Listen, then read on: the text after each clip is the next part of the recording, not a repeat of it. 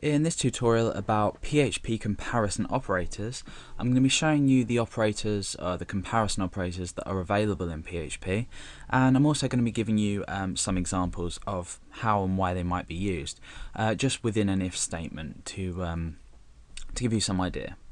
Okay, so the comparison operators that we have, first of all, equals, or is equal to.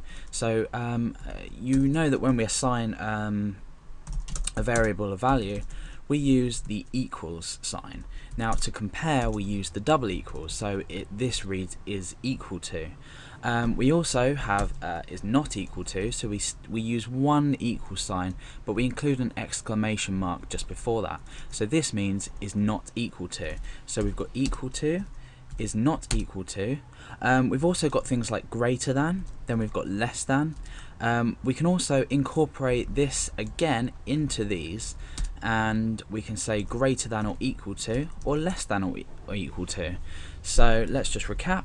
Is equal to, is not equal to, is greater than, is less than, is greater than or equal to, is less than or equal to.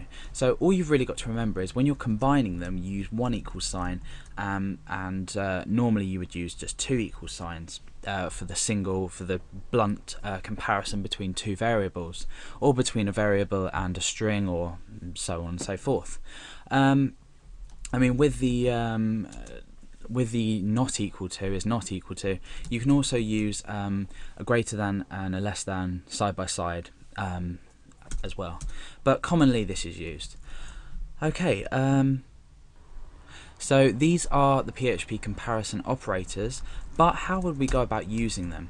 So let's create a variable. The first one I'm going to create is name equals Alex. The second one I'm going to do is age equals 21, and this should be enough to demonstrate everything. So I'm going to say if name equals Alex, and then I'm going to put my start my curly bracket and end my curly bracket, so everything in here is going to be echoed out. So I've compared name, which is a variable we've set here, to a standalone string value of Alex, and this is using double equals. So now I'm going to echo out OK. So this is going to be OK if name equals Alex. So let's come into our browser and refresh, and we've received OK. So now I'm going to say if name doesn't equal Alex. Now name does equal Alex, so we won't be given this OK message. So let's refresh again. There we go. So this hasn't this block hasn't basically executed. If we did have an else on here, we can say else not OK, for example. So let's refresh. Not OK. Okay, so or this really should be not true and true, because in actual fact we're validating what's inside these brackets, and if it is true we're obviously echoing this block, otherwise this. So we're using comparison operators to create these for ourselves. Now let's move on to age. So if age is greater than let's say 18, so at the moment this is true, so we should receive true here. That's true.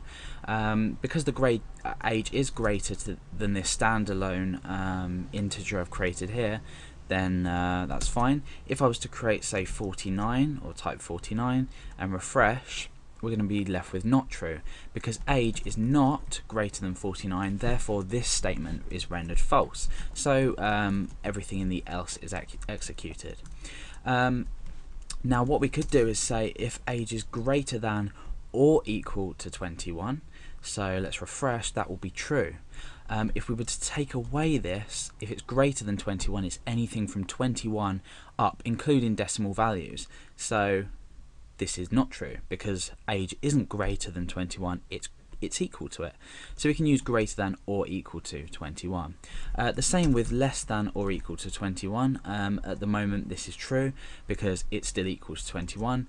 If age is less than 21, which it isn't, so we're going to return false. So it's exactly the same as greater than or equal to, or less than or equal to, because the value is still equal. this true will be executed. Then what we can also do is we can obviously have the not equal, so if it doesn't equal 18, for example, then it echo true, which it will be at the moment. If age doesn't equal 21, obviously at the moment we're echoing not true because it does equal 21. So that's just a quick example of how you would use a comparison operator in PHP. Now what I'm going to do is create a more of a real life example. What I'm going to do is I'm going to start with status equals false. Now this is a Boolean value, so it's basically false, and I'm also up here going to say age equals 21. Okay, so status equals false. Now what I'm going to do is I'm going to say if age is greater than or equal to 21, and in here I'm going to say status equals true. Okay, now my age is 21, so the status has been set to true. This is basically just going to be, let's say it could be somewhere where you have to be over 21 to enter, or something you have to buy. So status now equals true. The reason we've declared status as false beforehand is because we want to say guilty before sort of proven innocent. So if we come up here and then we say if status equals true, you're allowed. And again, we'll just put a slash there because I'm using a single quotation mark. So else if status equals false, sorry, not allowed. Now the first thing we're doing is we're setting the age to 21, which could be user inputted, but you'll learn about that a bit later on. We're setting the status to false because we're going to automatically assume that I'm not allowed. If the age is greater than or equal to 21, so if for example it was my 21st birthday, I'm still regarded as older than 21. It could be an hour older than 21, it could be a day older than 21. Then we're going to set the status to true. Otherwise it's going to remain as false. So you can see now why we've put this line in here. Then underneath this we have a comparison. So we have if status equals true, then I'm allowed. Otherwise, if status equals false, sorry, you're not allowed. So let's give this a run, see what happens. It says you're allowed. Now if I was to change this up here to 18, sorry, not allowed. Now the reason I've done this is because I'm just introducing the idea of Boolean. Now these are really useful when you're using, say, a loop. When you come out of a loop, you might want to check if the status is set to true. For example, you might loop through a list of data, and you might say you want to see if something's found in this list of data. So if say you had a list of 1, 2, 3, 4, 5, and you were checking for the number 3, when it hits number 3, status could be set to true. Then afterwards you could echo out to save you echoing inside the loop. This may not make sense, but this is a really great concept to grasp of using this guilty before proven innocent thing. It really works well in a lot of programs.